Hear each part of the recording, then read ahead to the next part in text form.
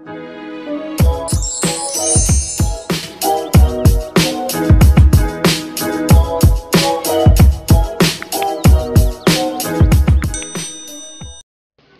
mga Chingus! Another tutorial video para sa araw na ito.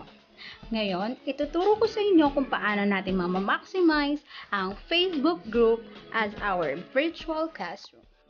Una, kailangan may nagawa na kayong virtual classroom gamit ang Facebook group nyo. Pangalawa, i-edit natin ang group setting ng ating virtual classroom. Punta lang sa More, Edit Group Setting, and then, sa group type, kailangan naka-social learning siya. Maraming pagpipilian dyan. May general, buy and sell, gaming, social learning, jobs, and work. So, pipiliin natin ang social learning. And then, save. So, kapag nakaset na yung group type as social learning, pwede pa rin nating palitan ang iba pang settings, katulad ng description. So, ang description ay depende kung ano yung gusto mong makita ng mga estudyante mo tungkol sa iyong group virtual classroom. And then, punta na tayo sa pinaka-nakaka-excite sa tutorial na ito, ang sections. Kung saan pwede nating paghiwa-hiwalayin ang mga post per subject. So, nakikita nyo, remove.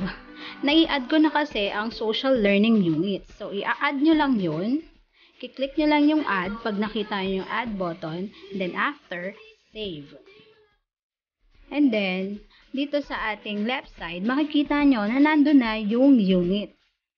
So, click lang natin yon. So, ako kasi nasimulan ko nang mag-create ng units. So, nakapag-create na ako ng units per subject. So, drag down nyo lang. So, meron na ako na-create na Mathematics, English, Filipino, Araling Panlipunan. So, yung mga subject ng kabilang sa grade 6. Kung magdadagdag pa tayo, create unit lang. And then, lalabas, unit name. So, anong subject? Science. And then, unit description. Pwede ka maglagay ng unit description. So, this unit is for science subject only. So, depende yung description sa inyo. And then, after malagay yung unit name, unit description, create unit. Para malaman natin kung na-create na natin yung science, punta lang ulit sa unit. Then, hanapin. So, sa unit 5, meron na tayong science subject. So, mag-create ulit tayo ng another unit para sa isa pang subject. Katulad ng EPP. And then, unit description.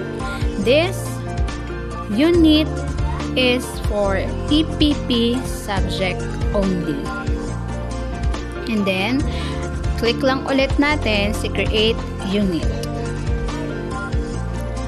So, makikita nyo sa unit 6, ayun na yung ating EPP subject.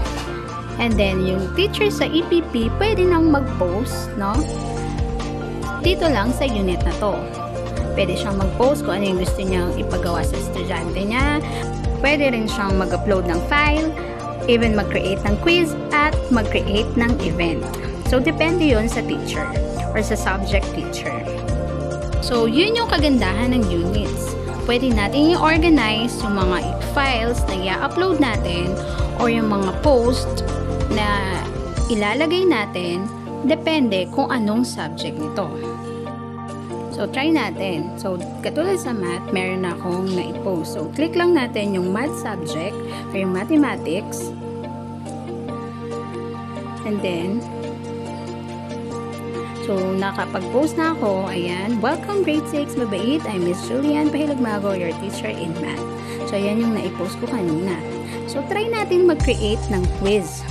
Click lang natin yung create quiz. Ayan. May makikita tayo quiz title. So, let's say quiz 1.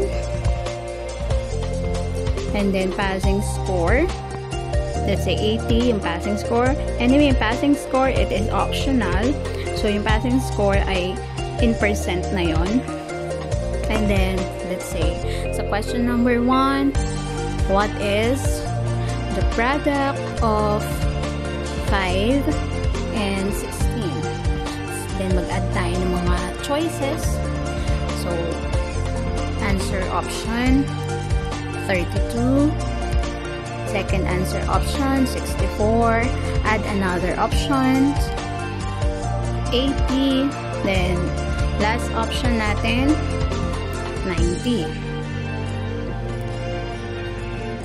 And then, pwede pa tayo mag-add ng another question.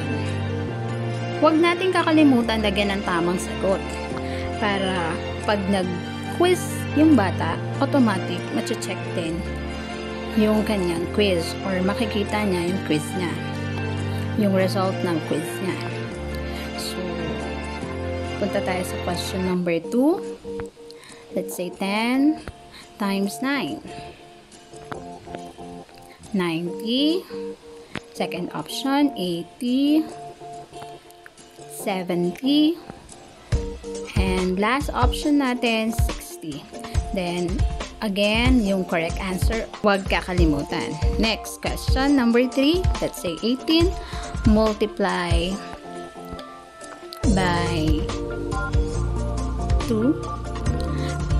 Let's say option number 1 or first option, 32. Second option, 36. And add another option, 40. And for our last option, 50. So, huwag kakalimutan ilagay yung last correct answer bago nyo i-click yung done. And then, kapag natapos na, click natin yung done. And then, check natin kung na-post na yung quiz natin. So, ayun. So, nandun na yung quiz number 1 sa ating Unit 1 subject na Mathematics. So, andun yung quiz 1. Then, si bata, pwede nang i-take yung quiz pag nagpunta siya sa unit na yon. So, let us try to answer. So, quiz 1. What is the product of 5 and 16? 80. Sasagutan lang yan ng bata. Then, last question. Then, sasubmit na nung bata. Kapag tapos na siyang i-take yung quiz na yon. And then, makikita agad ni teacher, nung subject teacher, kung ilan yung nakuha na score ng bata or yung nakuha niyang score. So, click lang natin yan. So, yun. Na-checkan agad. Automatic. Makikita agad na teacher kung ilan yung nakuwang score ng bata. Then, done. So, yun yung kagandahan ng virtual classroom kapag ito ay nakaset as social learning sa group type. May organize natin ang bawat post or bawat file niya upload per subject. At hindi malilito ang ating mga estudyante gamit ang units sa ating virtual classroom.